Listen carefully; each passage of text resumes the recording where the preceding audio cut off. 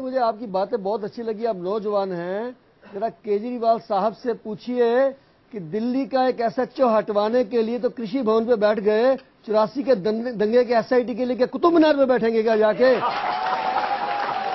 देखिए, दिल्ली के लोगों की भावनाओं को भड़काकर आप कभी मुसलमानों को, कभी सिखों को इसलिए भड़काते हैं क्योंकि आपको वोट की राजनीति करनी है। बीते हुए चुनाव में अजय जी, इन्होंने जो दाव खेला ओखला में, सब तरफ मेरे आसिफ भाई ने बिल्कुल ठीक कहा कि दाव चला नहीं, आप पार्टी को कहीं भी मुस्लिम वोट तो मिली नहीं। अब इन्होंने सोचा नया दाव खेले, पहले सिखों पे हाथ रखे तो मुसलमानों पे रखे। केजरीवाल के ऊपर केस रजिस्टर्ड होना चाहिए कि धार्मिक भावनाएं भड़का के लोगों की वोट की राजनीति करता है। ये आप राघव जी क्षमा चाहूंगा आपसे, संटी साहब ने एक बहुत महत्वपूर्ण बात कही। मैं गुजारिश करता हूं आपसे कि जरा एक बार आप उनकी बात सुनिए। आपने क्या कहा, धार्मिक भावनाओं को भड़काकर क्या करना चाहिए? केजरीवाल जी धार्मिक भावनाओं को भड़का के जब ओखले में गए, जैसे आसिफ भाई ने कहा, बीते चुनाव में ओखले में जाके उन्हें मुसलमानों ने कहा कि मैं न्याय दिलाऊंगा, लेकिन सो गए। आज सिखों को कह रहे हैं कि मैं न्याय दिलाऊंगा। अरे आप एक एसएचओ दिल्ली में हटवा नहीं सकते हो, आप बातें करते हो एसआईटी की बातें करते हो, 84 के दंगे की। आपको रिजाइन कर देना चाहिए। एक सेकंड राघव जी, बहुत छोटा जवाब दीजिएगा, बहुत सारे सवाल हैं आपसे, लोग बहुत पूछना चाहते हैं आपसे। कांग्रेस का 15 साल शासन रहा दिल्ली में, वो पुलिस को नहीं ला पाए, दिल्ली को कंप्लीट स्टेटस नहीं दिला सके। आपने क्यों लिया फिर? केजरीवाल साहब की औकात नहीं है एसएचओ को कराने की। हम तो संघर्ष कर रहे हैं, हम तो जनता के नौकर हैं। जहां जहां ऐसा कुछ होगा, चाहे दिल्ली की महिलाओं का रेप होगा, चाहे हमारे सिख भाई बहनों की हत्या होगी, हम तो हमेशा खड़े रहेंगे, संघर्ष करते रहेंगे। आप इसको राजनीतिक मुद्दा ना बनाए, इस पर पॉलिटिक्स ना करें। आप राजनीति कर रहे हैं, क्षमा चाहूंगा एक सेकंड, मुकेश नाइक जी को जरा ले। 15 साल आपकी सरकार रही, आपने क्या कर लिया? राघव जी और शंटी साहब, मैं क्षमा चाहूंगा। मुकेश नाइक जी, व्यक्ति सरकार में आकर मुकेश नाइक जी, राघव जी क्षमा चाहूंगा। राघव जी जरा छोटी छोटी बात करें, बहुत बातें करनी है। मुकेश नाइक जी, आपको हर कोई आज न सिर्फ निशाना बना रहा है बल्कि माध्यम भी। एक ऐसी सरकार जिस पर लगातार हर कोई सवाल भी उठा रहा है, आप उसकी समर्थन में भी खड़े हैं। क्या आपको अरविंद केजरीवाल की जांच पर भरोसा है? भाई आप 9 जांच करवा चुके हैं और 30 साल के बाद इंसाफ आपसे लोग उम्मीद नहीं करते। अब देखिए, अब मुझे कोई भी जांच कर ले, इस पर कोई ऐतराज नहीं है जी। लेकिन अगर कोई भी नई जांच होगी, पहले 9 कमीशन बन चुके हैं, तो जुडिशियल प्रोसेस में और देर होगी। यानी जो टाइम बाउंड, जो समयबद्ध न्याय की प्रक्रिया है, उसमें अवरोध के अलावा और कुछ नहीं होने वाला है।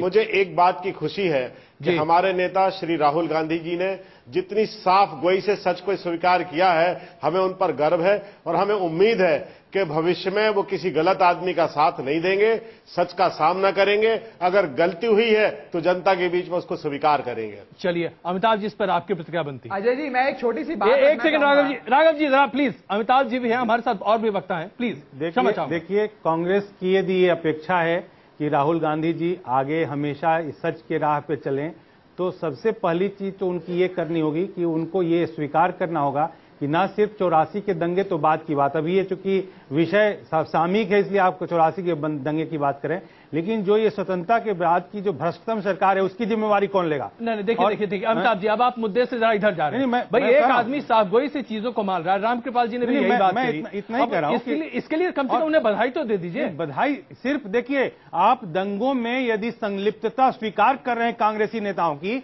तो सिर्फ माफी से काम नहीं चलेगा। यदि आप, आपकी सरकार ने तो गुजरात के लिए कभी माफी ही नहीं मांगी। बिल्कुल, इसलिए क्योंकि वहां गुजरात सरकार का रोल नहीं था। सुप्रीम कोर्ट ने तय कर दिया, यदि जिनकी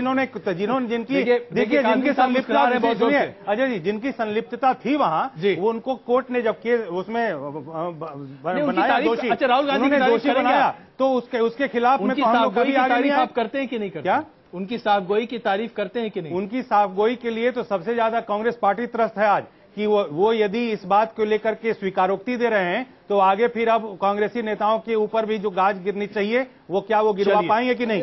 चलिए, की बात का जवाब देना चाहता हूं मैं एक सेकंड के लिए। नायक जी ने 2 बातें कही जी। पहली बात कि राजीव गांधी जी ने सड़कों पर आकर दंगे को रोकने का प्रयास किया। क्या कोई एक स्टोरी बता सकते हैं कि दिल्ली के किस जगह पे जाके उन्होंने ऐसा प्रयास किया? बिल्कुल वो घर से बाहर नहीं निकले, सिर्फ और सिर्फ प्रधानमंत्री बने, और प्रधानमंत्री पहले बयान दिया कि पेड़ गिरने पर जमीन तो हिलती है। बड़ा पेड़ ऐसा गिराया कि 5000 लोग उनके बयान के बाद मरे, नायक साहब। और उसके बाद दूसरी बात, भाई आपने बहुत बड़ी बात बोली है, जरा ध्यान से सुनिएगा मेरी बात को। आपने कहा कि 30 साल बीत गए हैं और आज भी आप उस लकीर को पीट रहे हैं। 30 साल ये बहन दर्शन कौर बैठी है जिसके घर के 10 लोग जवान मरे हैं। आपके परिवार में कोई ऐसा हादसा हुआ होता, गले में टायर डाल के जलाया होता, तो आपको याद होता कि 30 साल या 300 साल तक ऐसा नहीं भूल सकते हैं। इस बात को आपको कहते हुए शर्म आनी चाहिए साहब। इस जख्म को कोई भी शर्म आनी चाहिए। ऐसी बात कहते हुए कांग्रेस का साथ देते हैं जब राहुल गांधी जी इस बात को मान रहे हैं। और इन्होंने अभी कहा कि ऐसे नेताओं को जिनको वो जो दंगे में शामिल होंगे सजा देंगे। दीजिए ना सज्जन कुमार को। सट्टी साहब, ये भावनाएं काफी उत्तेजित हो सकती हैं। इस वक्त आसिफ मोहम्मद साहब भी हमारे साथ जुड़ चुके हैं। आसिफ मोहम्मद साहब, स्वागत है आपका। जो मुद्दा आज आपने अरविंद केजरीवाल जी के प्रेस कॉन्फ्रेंस के दौरान उठाया, इस मुद्दे के आधार पर आप क्या वाकई में उन्हें समर्थन दे रहे थे, क्योंकि आपकी पार्टी तो उन्हें समर्थन दे रही है? देखिए, हमने ना आम आदमी पार्टी को समर्थन दिया, ना केजरीवाल जी को, बल्कि केजरीवाल जी ने हमारी राष्ट्रीय अध्यक्षा सोनिया जी को एक लेटर जो मेरे पास है मौजूद, 18 पॉइंट्स प्रोग्राम एक भेजा कि इनको अगर आप मानने को तैयार हैं तो हम आपका समर्थन लेने को तैयार हैं। हमने कहा कि हम इन 18 पॉइंट्स प्रोग्राम पे आपको समर्थन देने को तैयार हैं। और वो 18 पॉइंट्स जो हैं, दिल्ली में बिजली 50% रेट करने का, पानी का, जन लोकपाल का, 500 स्कूल बनाने का, क्या इन 18 पॉइंट में बटला हाउस एनकाउंटर भी था? देखिए, उस 18 पॉइंट में 84 के दंगे भी नहीं थे, उसमें 84 के दंगे भी नहीं थे और बटला हाउस एनकाउंटर भी नहीं था। लेकिन मैं एक बात कहना चाहता हूं कि ओखला हल्के में जहां बटला हाउस लगता है, वहां जुमे के दिन इलेक्शन के पीरियड में 2 बजे आम आदमी पार्टी के कार्यकर्ताओं ने सरों पे टोपी लगा के एक उर्दू में हैंडबिल बांटा जिसपे केजरीवाल जी के सिग्नेचर थे। और उसमें साफ कहा गया कि हिंदुस्तान को 65 साल आजाद हो गए, मुसलमानों को उनका हक नहीं मिला, मुसलमानों को उनको हक मिलना चाहिए था। टेररिज्म के नाम पर मुसलमान बच्चों का इनकाउंटर किया जाता है। और हम सुनिए, देखिए इतिहास में न जाएं। मैं एक बात कहना चाहता हूं कि हम बटला हाउस इनकाउंटर की इंक्वायरी सेटअप करवाएंगे अगर हम पावर में आते हैं। और वो लेटर जो था, वो हैंडबिल जो था, बीजेपी के लोगों ने इलेक्शन कमिश्नर ऑफ इंडिया के यहां कंप्लेंट करी। इलेक्शन साहब, इसके लिए पहले आवाज तो आपको खुद पार्टी के अंदर उठानी चाहिए थी। उस समय दिल्ली में आपकी सरकार मौजूद थी, आपने अपनी सरकार को तो घेरा नहीं। हमने कांग्रेस के प्लेटफॉर्म पर से भी उठाया है। जब कांग्रेस की हुकूमत थी तो आसिफ ने धरने प्रदर्शन भी बटला हाउस इनकाउंटर के लिए किए हैं। लेकिन आप कांग्रेस के आसिफ ये बटला हाउस इनकाउंटर का मुद्दा नहीं उठा रहा। आसिफ साहब, लेकिन आज कांग्रेस के ही विधायक तो आप हैं। अगर आपको पार्टी से इतनी नाराजगी थी तो फिर पार्टी में क्यों रहे आप? देखिए, दिग्विजय सिंह भी आज एमपी हैं राज्यसभा से कांग्रेस के, उन्होंने भी इस मुद्दा को उठाया था कि बटला हाउस इनकाउंटर फर्जी था, उन्होंने भी उठाया था। तो इसका मतलब ये नहीं है वो कांग्रेस छोड़ के चले जाएंगे। हम कांग्रेस में रहते हुए भी हमें नाराजगी है कि बटला हाउस इनकाउंटर की जुडिशियल इंक्वायरी होनी चाहिए थी। लेकिन आज की जिम्मेदारी ये बताइए कि इस मुद्दे को के दंगों की एसआईटी से इंक्वायरी करा रहे हैं। अच्छा, इस मुद्दे को उठाने के लिए आपने प्रेस कॉन्फ्रेंस में ही ये तमाम बातें उठाना मुनासिब क्यों समझा? आप इसके बारे में अरविंद केजरीवाल से मिल सकते थे। मैंने यूं उठाया जी। देखिए, मैं एक बात कहना चाहता हूं आपसे कि आम आदमी पार्टी के जो एमएलए चुने गए वो दिल्ली की जनता ने चुने, लेकिन मुख्यमंत्री जो चुना है वो मैंने अपने वोट से चुना है, मेरा वोट उनको पड़ा है। इसलिए जब वो प्रेस कॉन्फ्रेंस कर रहे थे, मैं जाके ये बात सुनना चाहता था कि 18 पॉइंट प्रोग्राम जो है, जो सोनिया जी को जिस पे के आधार पे हमने उनको समर्थन दिया है जी, उस पर वो क्या नताइज देते हैं, क्या रिजल्ट्स बताते हैं कि हमने ये काम किया। तो मैंने ये सवाल नहीं किया, बल्कि मीडिया के जरिए ये सवाल पूछा गया अरविंद केजरीवाल जी से कि 84 के दंगों की आपने एसआईटी से इंक्वायरी करवाई है। आपने बटला हाउस इनकाउंटर का भी कमिटमेंट किया था वहां की जनता से कि आप बटला हाउस इनकाउंटर की जुडिशियल इंक्वायरी कराएं, वो एसआईटी से इंक्वायरी कराएंगे। ये मैंने नहीं पूछा था, मीडिया के लोगों ने पूछा था।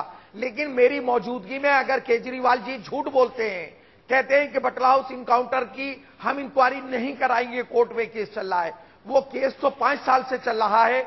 और अरविंद केजरीवाल आसिफ साहब, बुरा मत मानिए आसिफ साहब, लेकिन आप जिस मुद्दे को लेकर आज खड़े हैं उस मुद्दे पर तो शायद आपकी पार्टी भी आपका समर्थन न करे। मुकेश नायक जी, क्या आप इनका समर्थन करते? मैंने एक बात कही है, जरा सुनिए आसिफ साहब। मुकेश नायक जी, देखिए मैंने एक बात कही है कि मैं आसिफ साहब जरा 2 सेकंड हाउस में रुकिए। आपके पार्टी के प्रवक्ता हमारे साथ, मुकेश आसिफ साहब आपके पार्टी के प्रवक्ता, राष्ट्रीय प्रवक्ता हमारे साथ हैं, मुकेश नाइक जी, बताइए साहब, क्या आप समर्थन करते हैं इनकी मांग का? देखिए